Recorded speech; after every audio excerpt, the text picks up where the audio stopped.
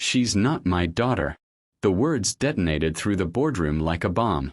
Cameras froze. Reporters leaned in. And in the back, Mary's face went white as the man she loved denied her and the unborn child she hadn't yet told him about. He kept his empire. She walked away carrying his secret. 5 years later, he'll hear that same laugh again, coming from a little girl who looks exactly like him. Before we continue this thrilling story, don't forget to hit that subscribe button, like this video and comment where you're watching from. Your support helps us bring more powerful stories, and trust me, you won't want to miss them. Now, let's get into the story.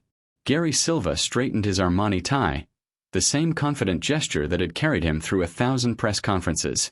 At 34, he commanded Seattle's skyline from the 62nd floor of Silva Tower, his empire built from lines of code that had transformed into billions.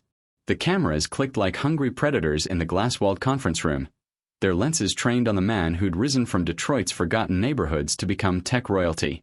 Board members sat rigid in Italian leather chairs, their faces masks of calculated concern. Through the floor-to-ceiling windows, Elliott Bay sparkled in the afternoon sun like scattered diamonds, but Gary's attention remained laser-focused on the journalists' probing questions about quarterly projections and market expansion. In the shadows near the back exit, Mary Marino clutched her leather portfolio against her chest, her heart hammering as she watched the man she'd loved in secret for 8 months face the media storm. She'd come to surprise him after the meeting, to share the gallery opening invitation that could change her career. Her blonde hair caught the light filtering through the windows, and she wore the midnight blue dress he'd chosen for her during their weekend in Portland. Back when stolen moments felt like promises, Mary had learned to read Gary's moods in the subtle shift of his shoulders, the way his jaw tightened when deals went south. Today, something felt different. Electric. Dangerous. The investor seated directly across from Gary leaned forward with shark-like precision, his voice cutting through the room's controlled chaos. "Mr. Silva, there have been photographs. Social media speculation about your personal associations. A child at various public events." He paused, letting the implication hang in the air like smoke. "Our shareholders deserve clarity about potential distractions to leadership." Mary's breath caught. They were talking about Lo Sai, the 7-year-old from her mentorship program who'd somehow stolen both their hearts during weekend outings to Pike Place Market and the Space Needle. The bright-eyed girl who called Gary Mr. Gary, and made him laugh in ways Mary had never seen. Softer, more human, like watching armor crack to reveal the man beneath. The room held its breath. Cameras hummed. Stock prices trembled on invisible screens across the globe. Gary Silva, billionaire visionary, the man who'd whispered Mary's name like a prayer in the darkness of his penthouse bedroom, felt the weight of 1,000 watching eyes. His media training kicked in with mechanical precision, the same cold efficiency that had built his fortune. "She's not my daughter." 4 words, delivered with the deadly calm he used to announce acquisitions. 4 words that sliced through the air like shattered glass, each syllable a blade that found its mark in Mary's chest. The journalists scribbled frantically. The cameras rolled. The investors nodded their approval at his unwavering focus on profit over sentiment. What they couldn't see was the imperceptible tremor in Gary's jaw, the split second of hesitation before he'd chosen logic over love. What Mary couldn't know was that those words would echo in his mind for 5 years, growing louder with every empty victory, every hollow achievement. Mr. Silva has always maintained clear boundaries between his personal philanthropy and his business commitments, his PR director added smoothly. But Mary was already backing toward the exit, her face drained of color. She thought of Sunday mornings when Gary taught Lo Sai to skip stones at Alki Beach, his surprising gentleness as he guided small hands. She thought of the way his eyes softened when the little girl fell asleep between them during movie nights, how he'd carried her to the guest room with the reverence of someone handling precious crystal. All of it dismissed, denied, reduced to a sound bite that would play on every business channel by evening. The press conference continued around her like white noise, but Mary heard none of it. She stumbled through the lobby's marble expanse, past security guards and bustling assistants, her heels clicking against the floor like a countdown to heartbreak. That night, while Seattle's elite toasted Gary's masterful damage control at the Columbia Tower Club, Mary stood in her Capitol Hill apartment, staring at the 2 pink lines that had appeared on the pregnancy test that morning. Two beautiful, terrifying pink lines that confirmed what her body had been whispering for weeks. She pressed her hand to her still flat stomach, imagining the tiny miracle growing inside. Gary's child, conceived during stolen weekends when he'd let his guard down enough to dream of futures that included more than profit margins. The man who'd just denied a child on national television was about to become a father. But he would never know. Mary packed her life into 3 battered suitcases, leaving behind every photograph, every gift, every reminder of a love that had turned to ash in the space of a single press conference. She left no note, no explanation, no forwarding address.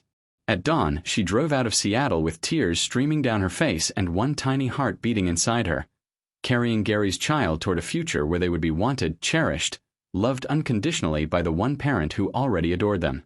Behind her, the city grew smaller in her rearview mirror, and with it, the man who'd chosen his empire over their family before he'd even known they existed. Some wounds never heal. They just learn to whisper instead of scream. The rain began as Mary crossed the Seattle city limits, fat droplets exploding against her windshield like the tears she refused to let fall. Her hands gripped the steering wheel of her aging Honda Civic until her knuckles went white. The only sound in the car the rhythmic sweep of wipers and her own unsteady breathing. "It's just us now," she whispered to her still flat stomach, her voice barely audible over the storm. "Just us, and that's going to be enough. More than enough." The pregnancy test sat in her purse like a secret bomb, 2 pink lines that had rewritten her entire future in the space of 3 minutes. Behind her, the city that had promised so much disappeared into darkness and distance. Ahead lay nothing. No plan, no destination, just the urgent need to escape before Gary's inevitable damage control swept her up in its wake. Interstate 5 stretched before her like a lifeline, leading away from everything familiar toward something that felt like salvation. By dawn, she was climbing through the Cascade Mountains, her car's heater wheezing against the cold as sleet replaced rain. Then she saw the sign, Alder Bay, population 3,247, welcome to Oregon's hidden gem. Something in her chest recognized home before her mind caught up. The bay stretched before her like a painting, fishing boats bobbing at their moorings while seagulls wheeled overhead in lazy circles. This could work. This could be home. 5 years later, Mary Silva had built a life from nothing.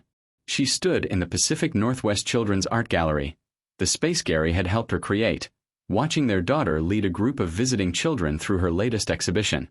Loci Elena Silva, now 10 years old, moved with unconscious confidence, her dark eyes sparkling as she explained color theory to fascinated kindergartners.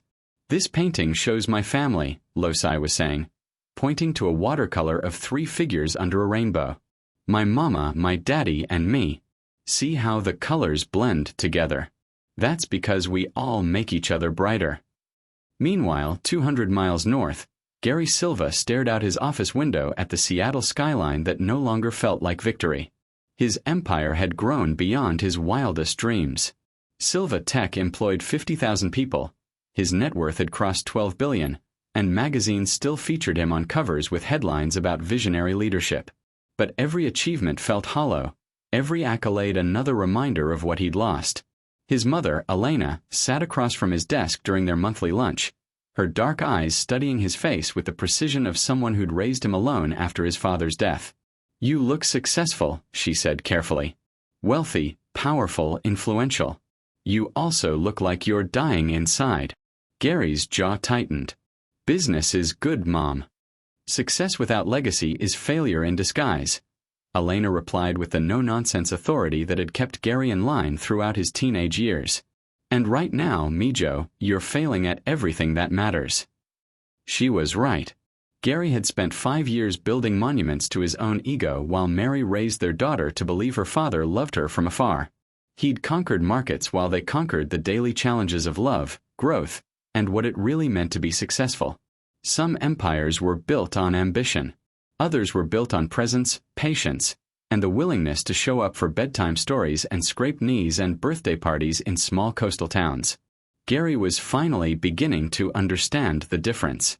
Gary Silva had forgotten what genuine laughter sounded like until it hit him like a physical blow across Alder Bay's sun-drenched community park.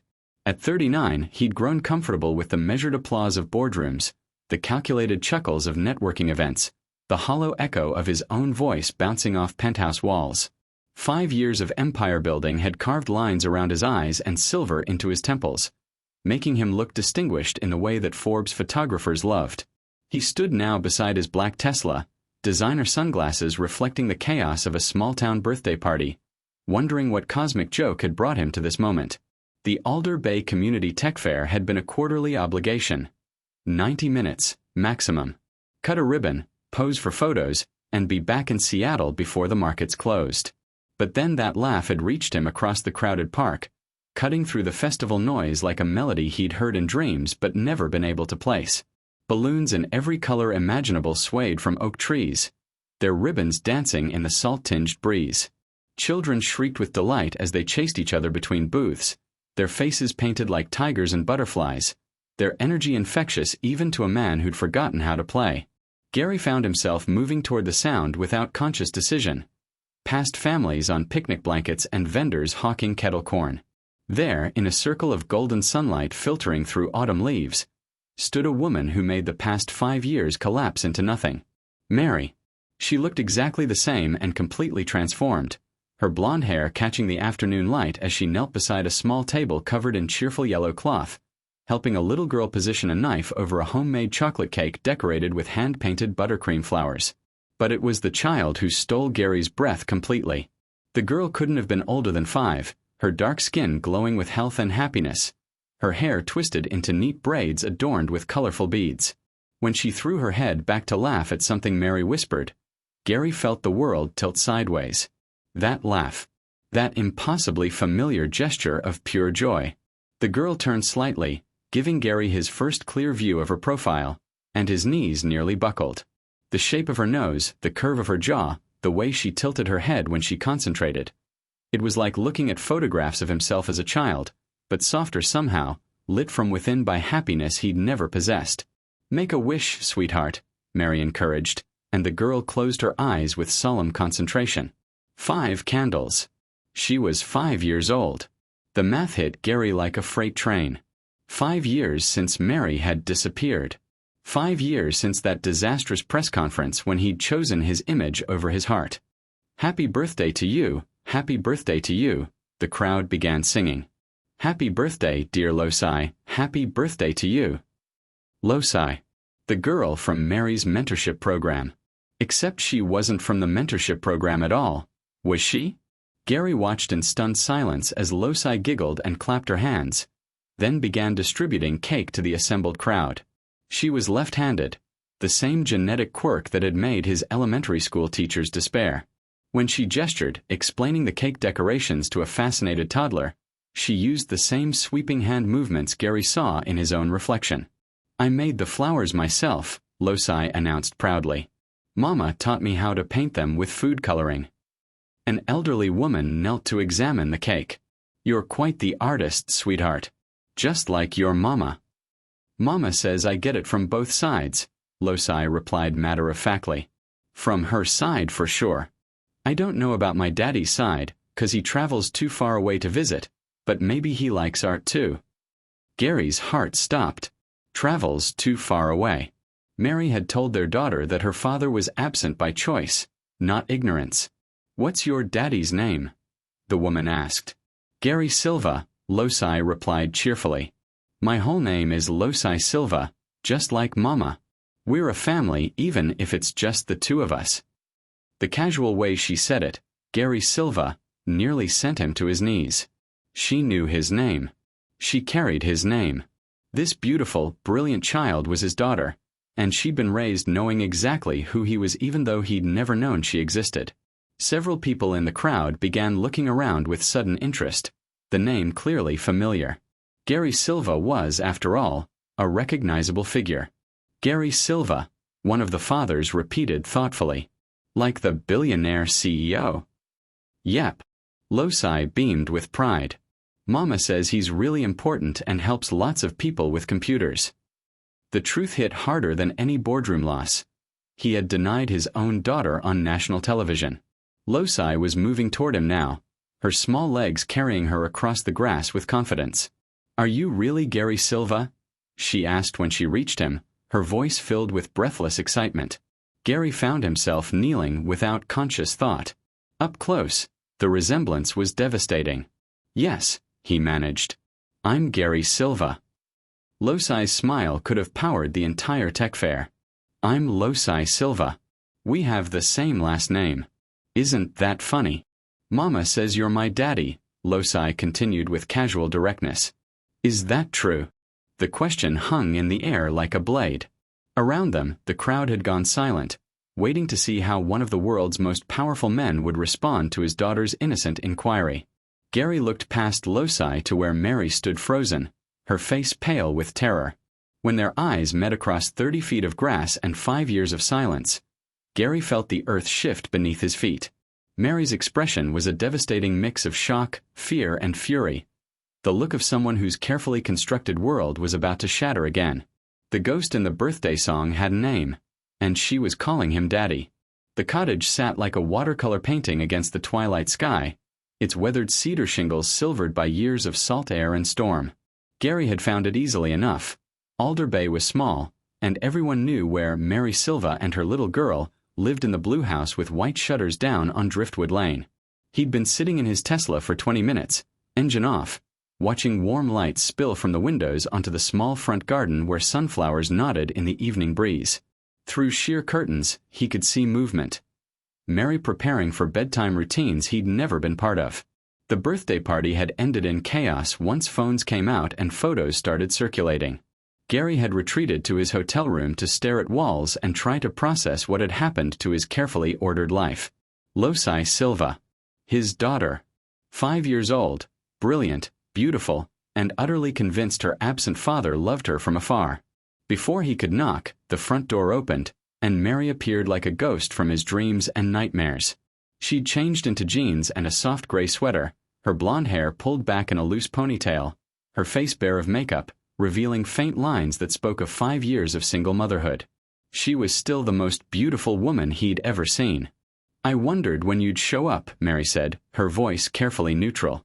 She stepped onto the porch and pulled the door closed behind her, a clear signal this conversation would happen away from small ears. "Mary." Her name felt rusty on his tongue. "After today, I had to." Had to what? She crossed her arms, making herself smaller, more fragile than the woman who'd commanded a birthday party with easy grace. Had to make sure your secret was safe? Had to negotiate some kind of non-disclosure agreement. The bitterness in her voice was a slap, but Gary welcomed it. Her anger was honest, real, the first genuine emotion anyone had directed at him in years. "No," he said quietly. "I had to see if you were real. If she was real. 5 years, Mary. 5 years I've been looking for you." Mary's laugh was sharp enough to cut glass. "Looking for me? Really? Because from where I stood, it seemed like you were pretty relieved when I disappeared. You wanted the world to know she wasn't yours," Mary continued, her voice gaining strength as 5 years of suppressed anger found its voice. "Well, congratulations. Mission accomplished. You said it on national television, and I made sure the world never had to worry about your paternity being questioned again." "I didn't know," Gary said desperately. "Mary, I swear to God, I didn't know you were pregnant. If I had known." "If you had known what?" Mary stepped closer, close enough that he could see the gold flecks in her eyes that Losai had inherited. "You would have what exactly? Married me out of obligation? Found a way to make it profitable?" "I tried to tell you," Mary said, her voice cracking. "The night before that press conference. I came to your penthouse. I was going to tell you about the baby. But then you started talking about how important it was to maintain the right image, how glad you were that your life was refreshingly uncomplicated compared to other CEOs who had to deal with family drama." The memory hit Gary like a sledgehammer. He had said exactly that while reviewing talking points. He'd been so focused on the performance ahead that he'd missed the devastation happening beside him. "I sat there listening to you talk about family drama like it was a disease," Mary continued, tears streaming down her cheeks. "And I realized that's exactly what I was about to become, a complication, a problem to be managed. So I kept my mouth shut and planned to tell you after." But then I said what I said, Gary finished quietly. You said what you said. And I knew that if you could dismiss a child you'd grown to care about so easily, so publicly, there was no room in your world for a child who would actually be your responsibility. So I left. Now the world doesn't matter, Mary said, her voice barely above a whisper. She knows you're her daddy. She's known your name since she was old enough to say it. She's carried your last name like a badge of honor, believing every lie I told her about how much you loved us from your important work far away. Before Gary could respond, the front door opened behind Mary, and a small voice called out sleepily, "Mommy, who's that man?" Gary's heart stopped as Loci appeared in the doorway, her party dress replaced by pajamas covered in stars and moons, her hair loose around her shoulders. She held a stuffed bunny against her chest, its fur worn soft by years of love. Mary turned toward their daughter, her face transforming instantly from anger to protective love. "This is Gary, sweetheart.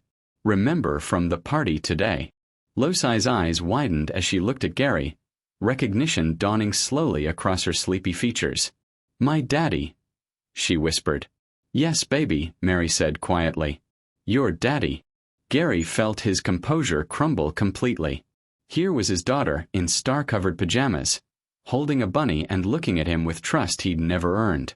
Gary knelt down to Loci's eye level, bringing himself into her world rather than expecting her to reach up to his. "Someone who should have been here a long time ago," he said carefully, his voice thick with emotion.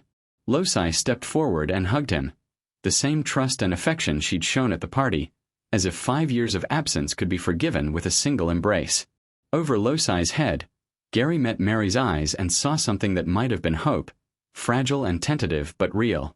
It wasn't forgiveness, but it was possibility. The confrontation wasn't over, but for now there was this, a little girl who called him daddy, and the chance to earn that title one day at a time.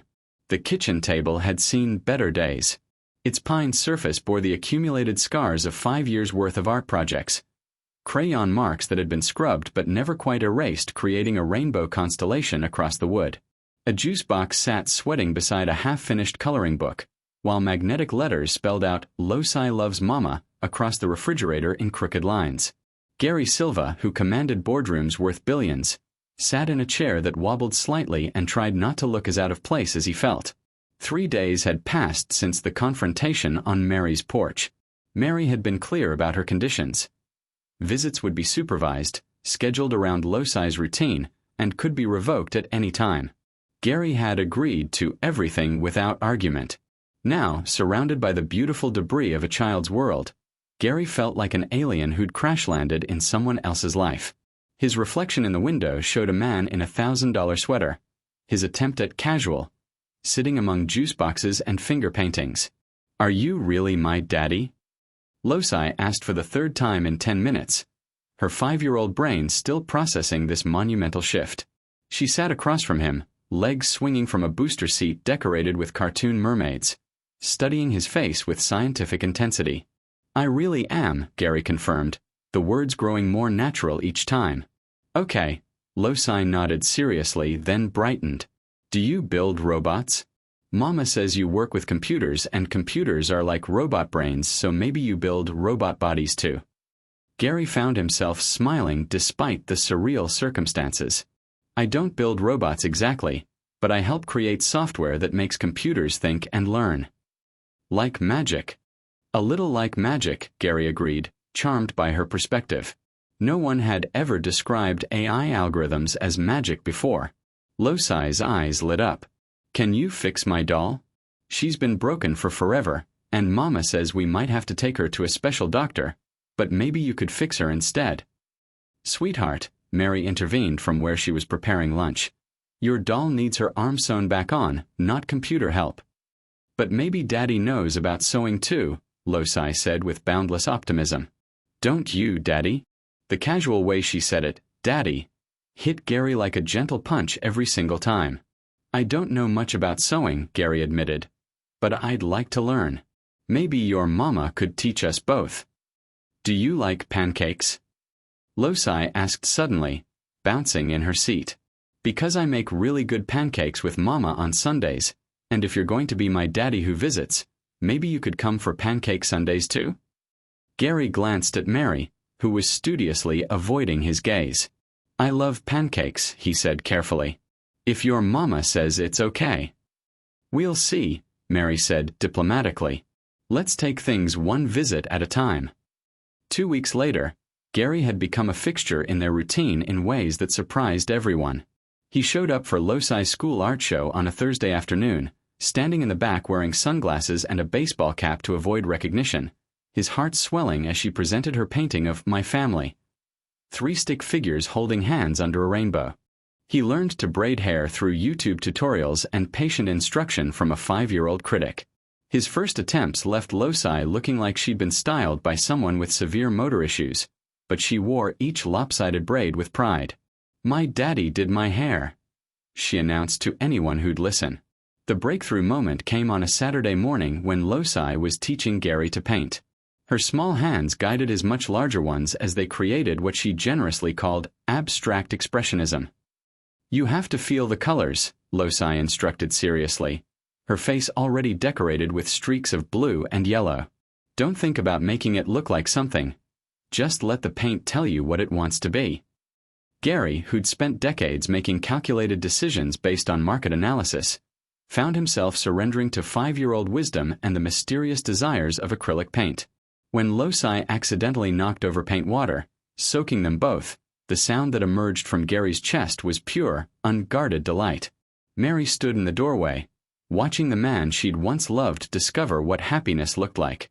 For a moment, she could see past 5 years of hurt to the person he might have been all along.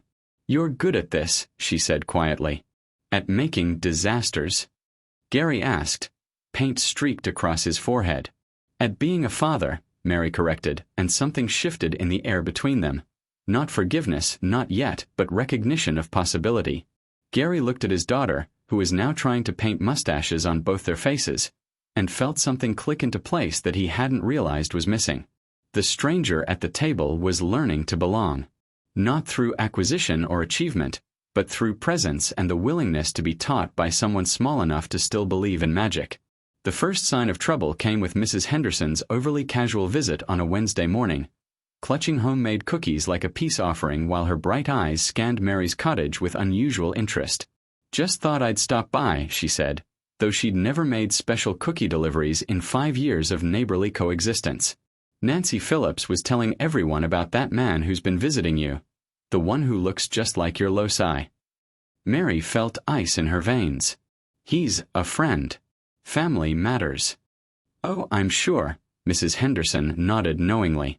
Though Nancy's granddaughter works at that fancy Newport hotel, and she said there's been a man staying there who looks exactly like that tech billionaire. Gary Silva, I think? The blood drained from Mary's face.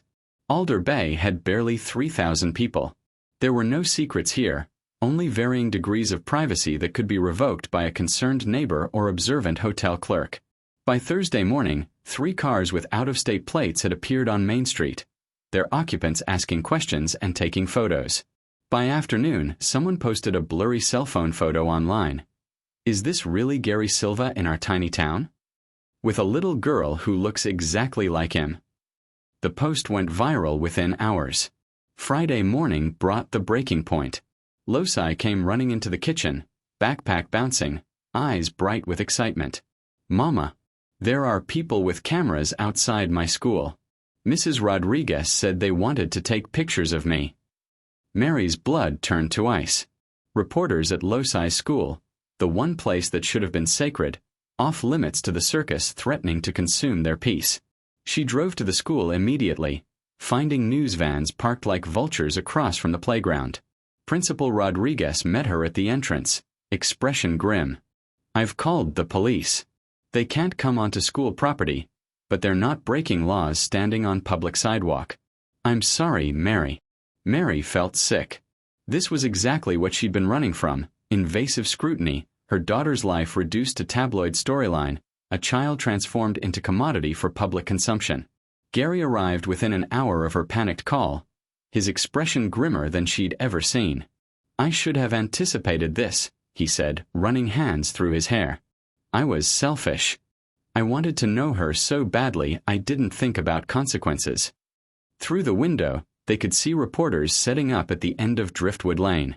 "I have to fix this," Gary said firmly. "Control the narrative before it controls us." How? By telling the truth. All of it. That evening, Gary Silva held an impromptu press conference in his Seattle headquarters lobby. Mary and Loci sat on their couch, watching the man who'd become such an unexpected part of their lives prepare to change everything forever. "I've called this conference to address speculation about my personal life," Gary began, his voice carrying the authority that had built his empire but now served a different purpose. Specifically, reports of a child in Oregon who may be my daughter. The room of reporters leaned forward, sensing blood. 5 years ago, I was asked about my relationship to a child during a press conference. My response was calculated, defensive, and completely wrong.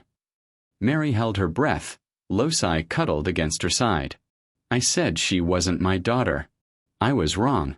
She is my daughter, and she is the best thing I have ever created." The words hit Mary like a physical blow. 5 years of anger and hurt colliding with grief she'd thought buried. "Her name is Loci Silva," Gary continued, his voice softening. "She is 5 years old, brilliant, artistic, and everything good about me made manifest in a person who deserves better than the father I've been." On the couch, Loci pointed excitedly at the screen. "That's my daddy. He's talking about me on TV." Mary wiped away tears she hadn't realized were falling. "Yes, sweetheart. He is." Gary looked directly into the camera as if he could see through it to their cottage. "Mary, if you're watching, I want you to know that every day for 5 years, I have regretted the choice that drove you away. I was a coward who chose image over love, empire over everything that actually mattered. And Loci, if you're watching with your mama, meeting you has been the greatest gift of my life. You have taught me how to laugh again, how to see beauty in chaos, how to love without calculating the cost." When it was over, Mary sat in sudden silence, processing what had just happened. Gary had just sacrificed his carefully constructed image to protect them. Her phone buzzed with a text. "I'm coming back tomorrow if you'll let me. Not for cameras or PR, just to read Loci a bedtime story. If you'll have me." Mary looked at their daughter, still glowing with excitement from seeing her father on television. She typed back, "Come home." Because that's what Gary had become. Part of their family, part of their home. The town would keep whispering, but in this living room, watching their daughter beam with pride at her daddy's courage, Mary finally understood that some apologies were worth more than perfection. The announcement came 6 weeks after Gary's public confession, delivered with the same precision he'd once used for quarterly earnings but serving an entirely different purpose.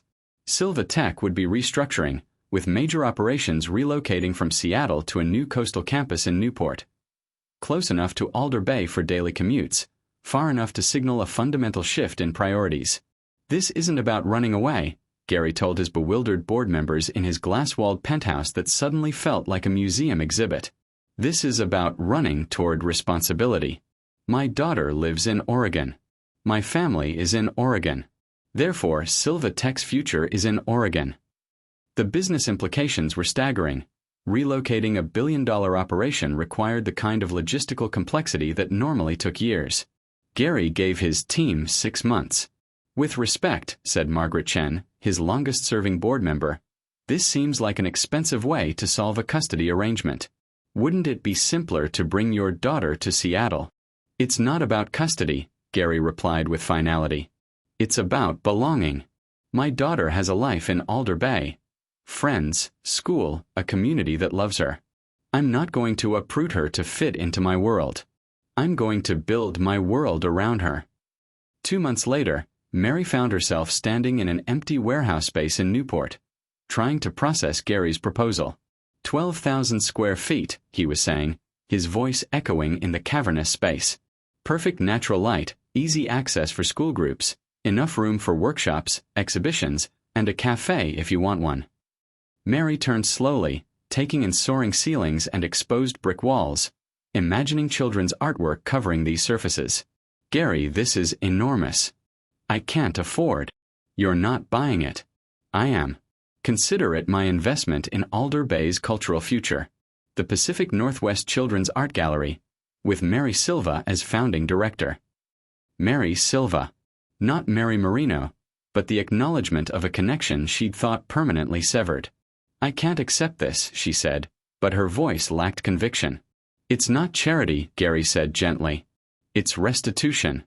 I spent 5 years building something that served only my ego. Let me spend the next 5 building something that serves our community. Something our daughter can be proud of." Our daughter. The casual possessiveness should have irritated Mary, but instead it felt like setting down a burden she'd grown so accustomed to carrying she'd forgotten its weight. "Besides," Gary continued with a smile becoming more frequent and genuine, "Loci has very strong opinions about what her mama's art gallery should look like. She'd be personally offended if you turned down the chance to make it real." The transformation happened gradually, like watching a garden grow. Gary's coastal operations brought jobs and development to a struggling region.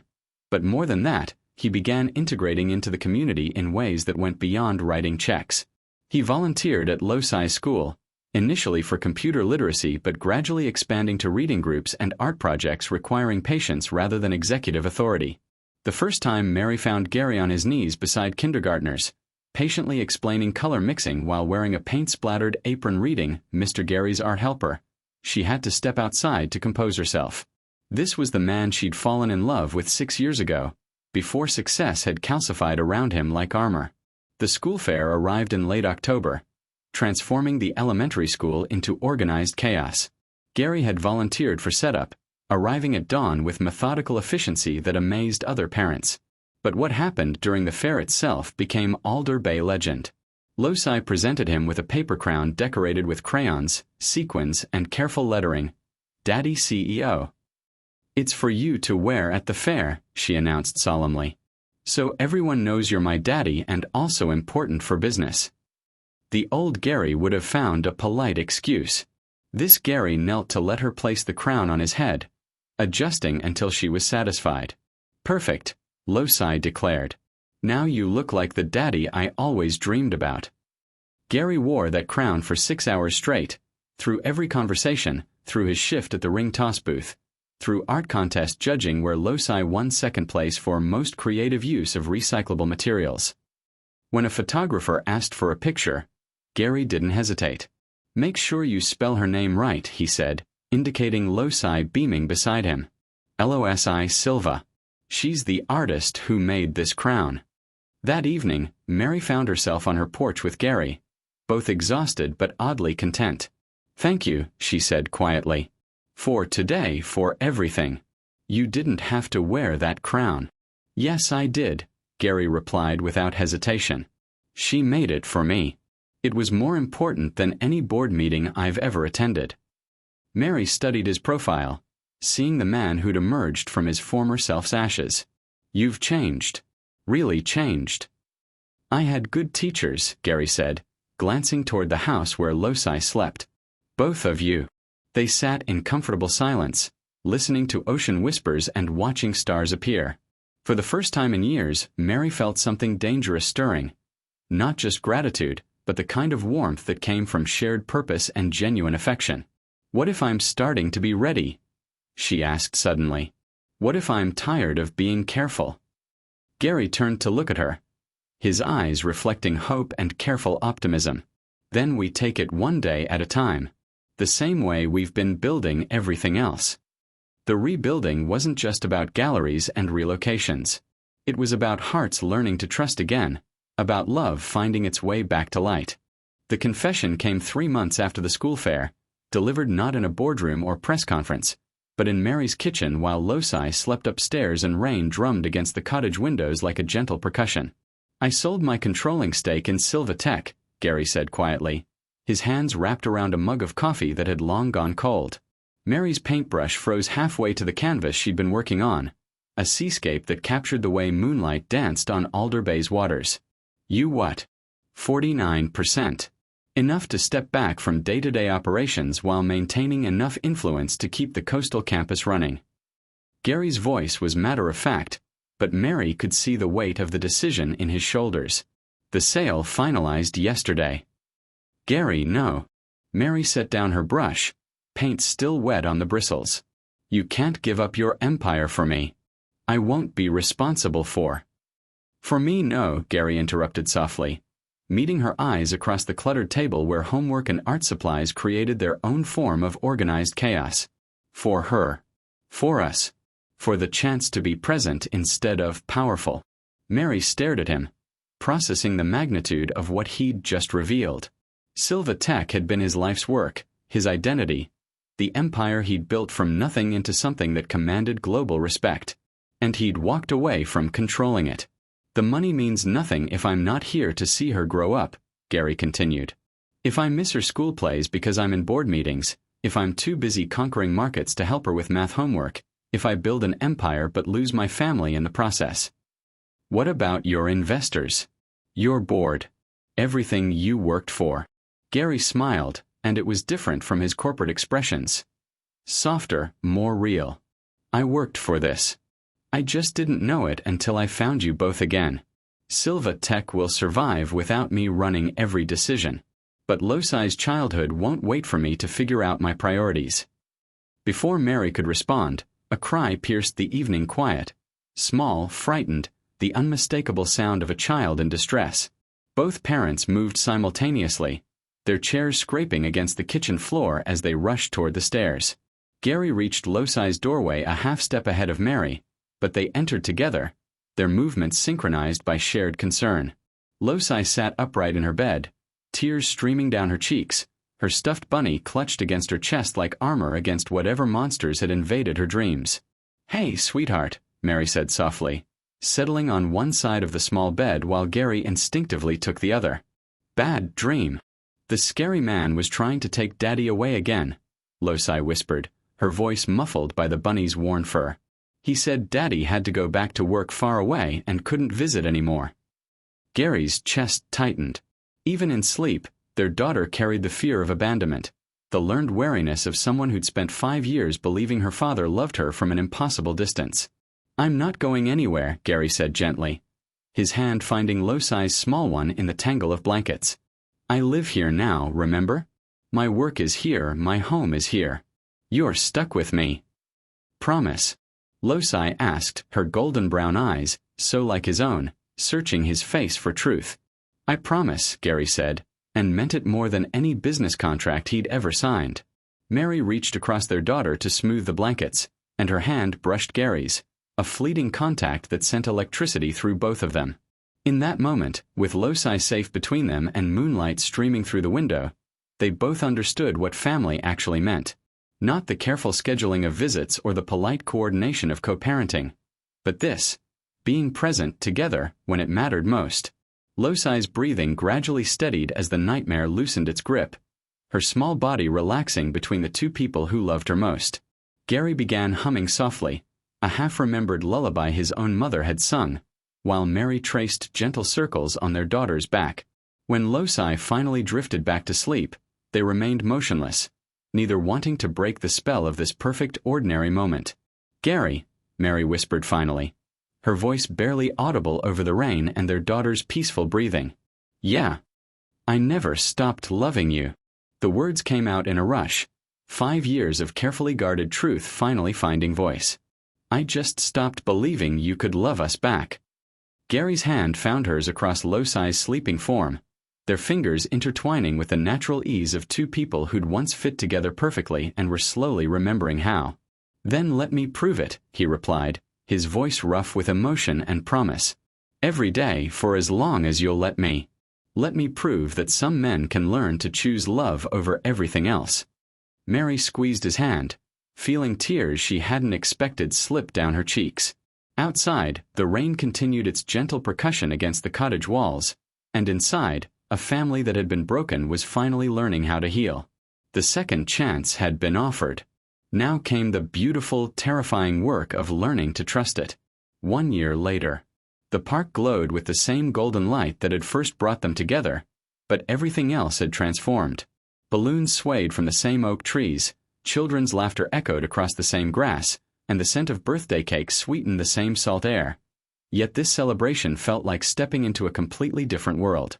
Gary Silva, sleeves rolled up and tie long discarded, knelt beside his daughter as she prepared to blow out 6 candles on a cake they decorated together that morning. His hair was mussed from an impromptu game of tag, his expensive shirt bore evidence of frosting experiments, and he'd never looked more perfectly himself. "Make a wish, birthday girl," he said softly, his arm around Losai's shoulders as she closed her eyes with the solemn concentration of someone who still believed in magic. Mary watched from beside the picnic table, her heart so full it ached. This was the scene she'd dreamed of during those early years in Alder Bay. Gary present, engaged, choosing them over everything else the world had to offer. But the reality was infinitely better than any fantasy she'd dared to harbor. "I wished for next year to be just like this year," Losai announced after extinguishing all 6 candles in one breath. "With pancake sundaes and art lessons and Daddy helping with homework even when I get frustrated with math." Gary's chest tightened with love and gratitude. "That's a very good wish," he said, his voice thick with emotion. The small crowd of friends and neighbors applauded as Losai began cutting her cake with the careful precision of someone who took cake distribution very seriously. Gary helped guide her hands, just as he'd learned to guide her through homework and bedtime stories and all the small moments that built a childhood. When everyone had been served, Gary stood and raised his glass of lemonade, the same gesture he'd once used to toast acquisition deals and market victories, but serving a completely different purpose now.